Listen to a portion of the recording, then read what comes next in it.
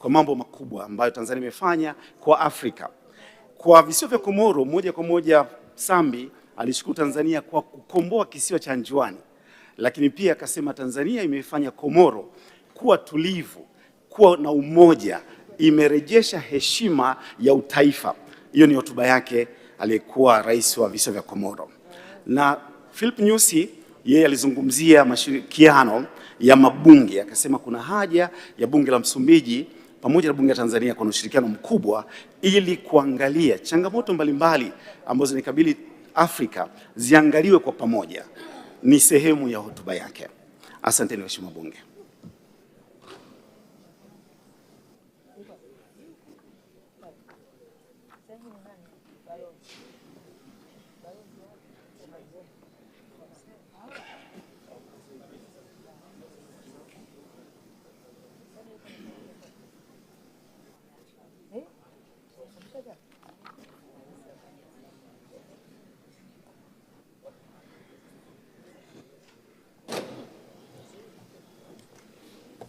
Check 1 2, microphone check.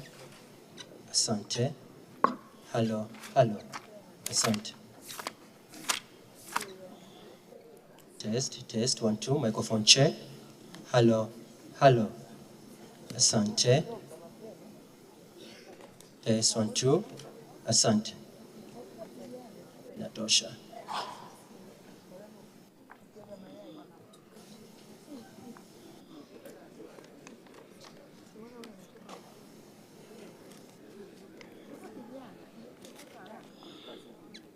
Waheshimiwa wabunge, niwakumbushe kwamba Mheshimiwa Rais wa Jamhuri ya Muungano wa Tanzania alitembelea Kenya na alitoa hotuba kwenye bunge ambalo lilikuwa limejumuisha bunge la Senate pamoja na bunge la kitaifa, na alitoa hotuba yake.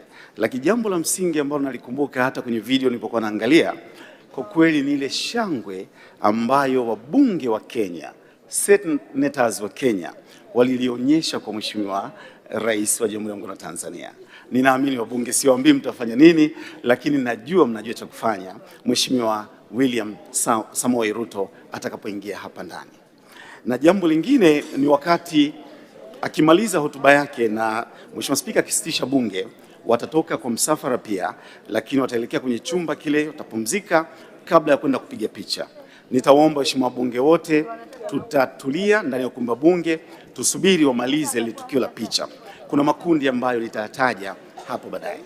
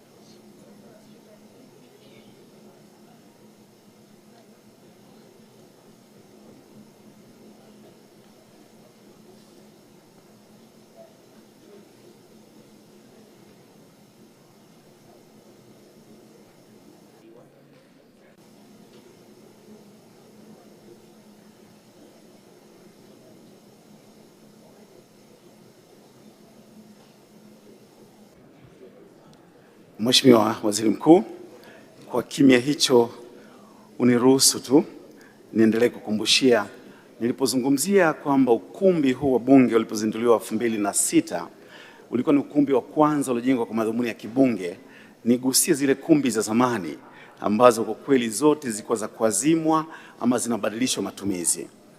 Tukianza na ukumbi wa kwanza kabisa 1926 ambao vikao vya Baraza la Kutunga Sheria Tanganyika LEGICO vilikaa hapo, ni shule ya Tambaza ambayo kwa enzi hizo 1926 ilikuwa inaitwa shule ya Aga Khan. Katika ile shule kuna ukumbi pale ambapo wajumbe wa Baraza la Kutunga Sheria Tanganyika walikuwa wanakaa. Ukumbi uliofuata ulikuwa ni ukumbi wa Anatogro. Ukumbi wa Anatogro upo katikati pale ya viwanja vya Mnazi Mmoja. Ukumbi ule ulitolewa zawadi na aliyekuwa mfanyabiashara mashuhuri miaka hiyo, Bwana Anatogro. Alikuwa Mgiriki ambaye alihusika kujenga reli ya kati, lakini pia akawa mfanyabiashara na mkulima wa katani. Bwana Anatogro akasema ametajirika sana akiwa Tanzania, kwa akatoa zawadi kwa Tanzania majengo kadhaa, ukiwemo ule ukumbi aliyoomba uitwe kwa jina lake Anatogro. Mpaka sasa hivi baraza la madiwani wa Ilala, halmashauri ya Ilala, wanatumia ule ukumbi. Ukumbi uliofuata unajulikana kwa jina la Freemasons Hall. Ukumbi huu upo na nataja jina hivyo hivyo kwa sababu hata ukienda Dar es Salaam leo umeandikwa hivyo hivyo. Lakini ukumbi huu ulikuwa unamilikiwa na familia ya Sir Andy Chande. Wahindi hawa ambao wametokea Bukene, Tabora, waliazima serikali itumie ule ukumbi baada ya ukumbi wa Anatogro kutokutosha, wakatumia kwa muda ule ukumbi. Baada ya kupata ukumbi mpya, naam, sasa viongozi wanabadilishana zawadi. Mheshimiwa Dr. William Ruto pamoja na Spika wa Bunge Mheshimiwa Musa Azani Zungu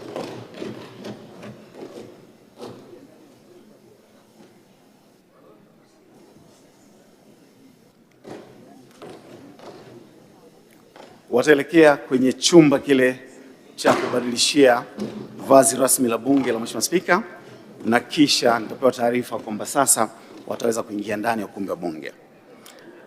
Ukumbi wa Anatogro ulitumika mwisho mwaka 1955 wakati familia nyingine ya Wahindi, lakini ambao kwa kweli wamezaliwa na kukulia hapa,